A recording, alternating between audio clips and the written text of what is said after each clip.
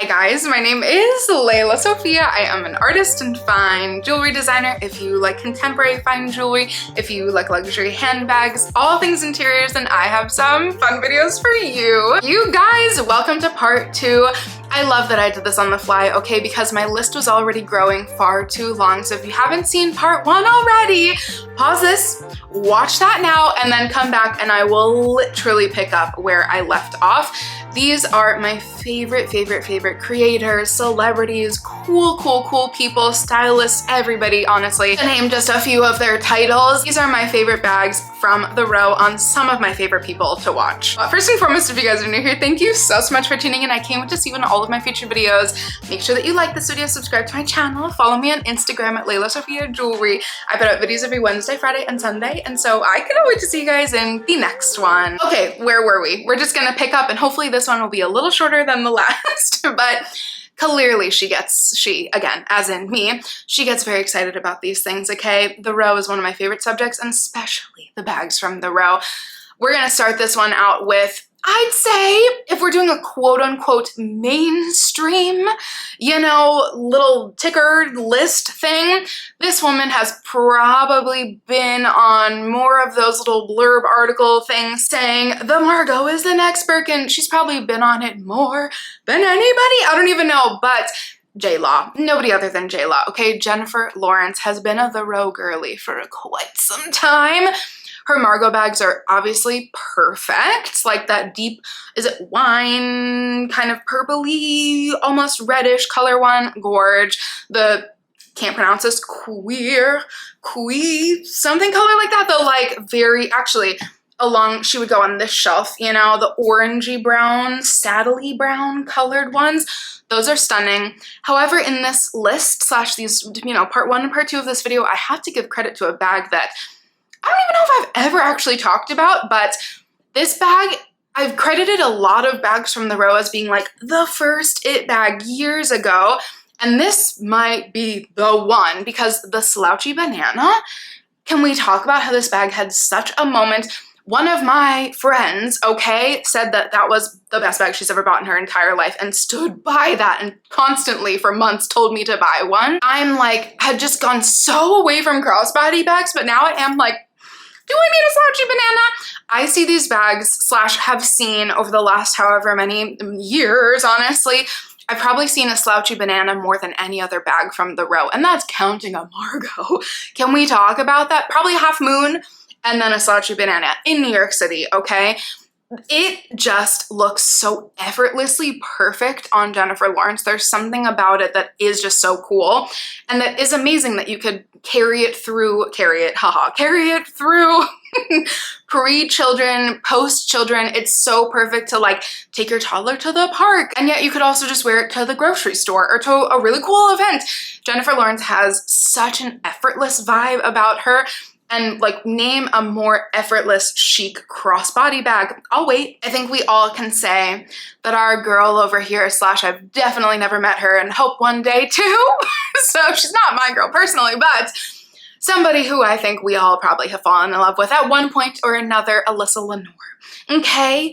We all just can bow down, as I say every single time, to her bag collection. One for the books, okay? I know, my style is just very well aligned with hers, but you kind of have to give credit where credit is due.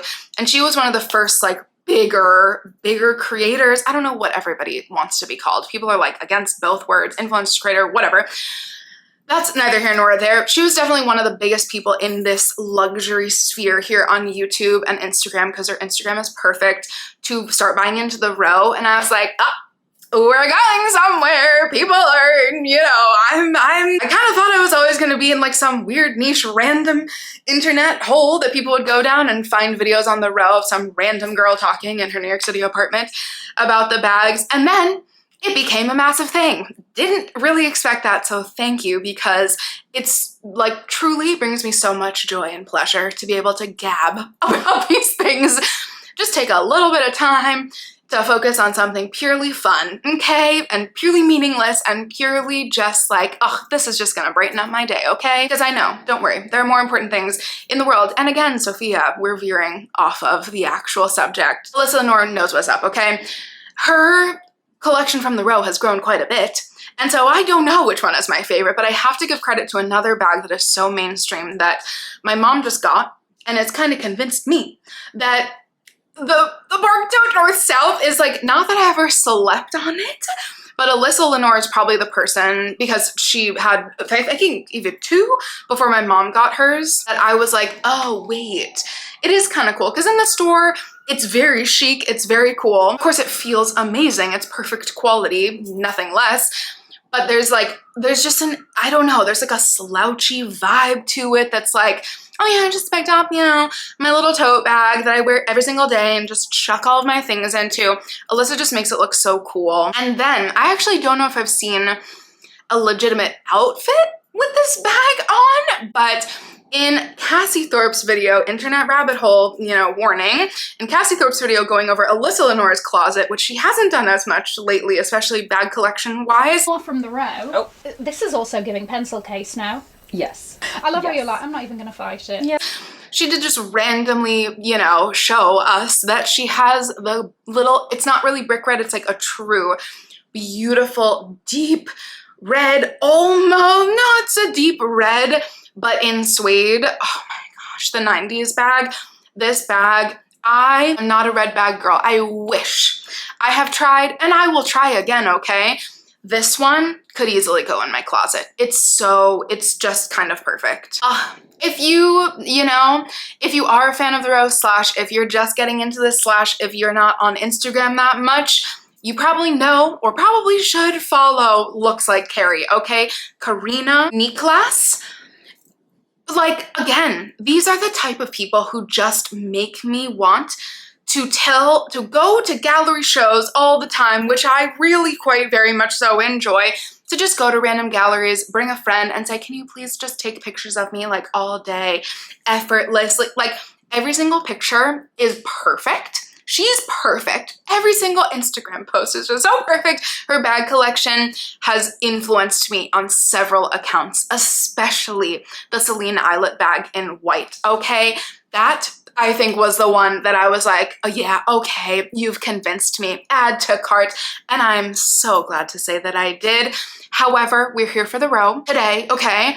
She was one of the first people to jump on the Row Idaho bag when that bag had a moment. Okay, a little bit less than a year ago, but still within this year, that bag had such a moment. Again, one of those that, you know me, there's just something that happens in me that like I see red and I go for something when it's really, really meant to be. However, the Idaho and the Elio are two that I'm not gonna say I regret, okay? Because still just for my actual daily lifestyle, they're a little bit too big and like kind of billowy and open. But can I just say that the Idaho in the smaller size in the smooth brown leather is a perfect bag. I get it. If you're not into the row and you're watching this video, first of all, thank you. That's very kind of you. But second of all, you're probably like, she's simple. Feeling that puppy in person. Oh my God, it's so perfect. And let me go ahead and say some of our other favorite creators, okay? Karen Burkchick, I think, has it in black. And several other, Monique also has it, who I mentioned in my part 1. A lot of people bought that bag, especially in the canvas, which was such a vibe.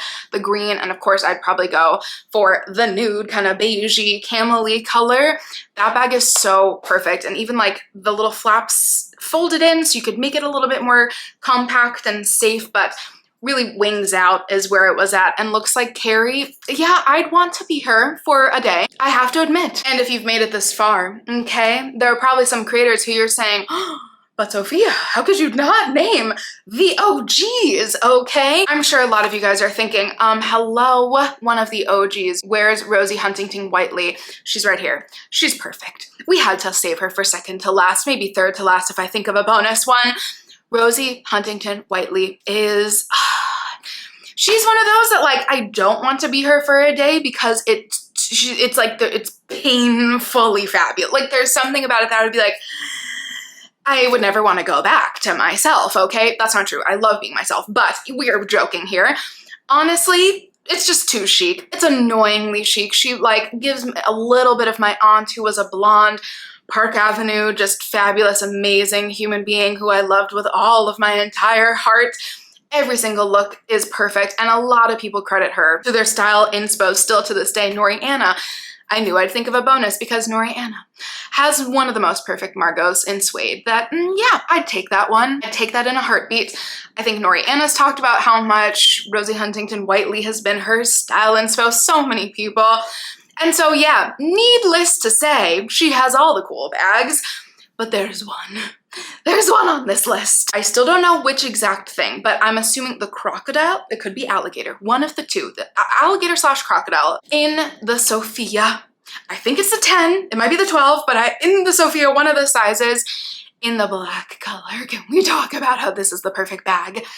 Okay, I have thought to myself many a time, if I just needed 3 bags in my collection and we were in fantasy land, I think I talked about this in my fantasy bag wish list, like curation, I think that would be one I'd happily take. And not just an exotic, but a croc / alligator exotic from the row. That is possibly one of my goals in my handbag collecting life. Again, I have other goals, don't worry, but for the fun side of things, because it's possible that sometimes when I go into the row, there's a very forever, very, very, very, very high ticket client, you know, in their alligator / crocodile Margaux or Sophia bag, and I just, you know, don't gawk, but from afar just might say, oh.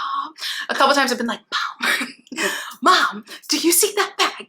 Yeah, that's insane. So yeah, I've had the pleasure of seeing a couple of them in person, and they're iconic. Rosie is iconic. There's nothing more to be said. Another iconic human who she's a girl's girl, okay? She's a human's girl, okay? We're talking about none other than Emily Ratajkowski. And I know this might surprise you because I know she has the half moon. She might have a couple more floating in her collection, but she's so flexible and so fluid that so many designers work for her. But I have to shout out a bag that I have been wanting for so darn long, and I've told this story so many times, but I think this was one of the first bags in person that I ever saw, literally with my aunt right before she passed away, I think in Saks Fifth Avenue, in the old, I mean, it's still the same location, but before it was renovated, I was literally in college or had just graduated college, and the Row ascot bag was just like, I remember literally the display. I've been this person forever, and I didn't know who the Row was. I knew who Mary-Kate and Ashley Olsen were because, hello, if you're a millennial like me, that was our literal childhood. I watched every single one of their little movie adventure situations at my grandparents' every single time I was there, okay? They're iconic. I didn't know who the Row was. I didn't know that I was going to be a luxury handbag collector to the level that I have become one. I remember looking at this bag being like, why is this the cutest bag I've ever seen in my life? And then I looked at the price tag and I was like, $900 or whatever it was. It may have been even $800, something like that. And I was like, oh God, I'll never be able to afford this. Yeah, Emily Ratajkowski has a red ascot bag by the Row, and my mom just got a velvet one in black.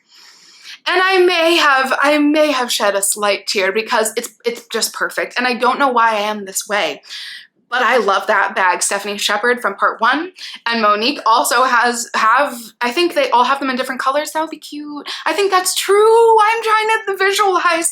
They all have one in different colors. Like literally Chrissy, Tegan, so many people have the cutest little ascot bag, and needless to say, she's absolutely obsessed. Who did I miss, guys? That's the important part. Who should I add on part 3? Okay, the Row. Okay, I'd love to feature other genders as well, so please put in like everybody that you can think of. Just shout out to literally one of my favorite human beings on the internet of all time, Street Sophisticato, for I think being the coolest human being possibly on the internet, but also having the most insane bag collection, including, you know, a Margaux or 2, a Margaux though for sure, at least 1. Yeah, so Dakota, you're an honorary part of this list. Should we do an entire list featuring other genders? That would be so fun. You guys, I cannot wait to see you in my next one. Thank you so much for watching. Bye guys.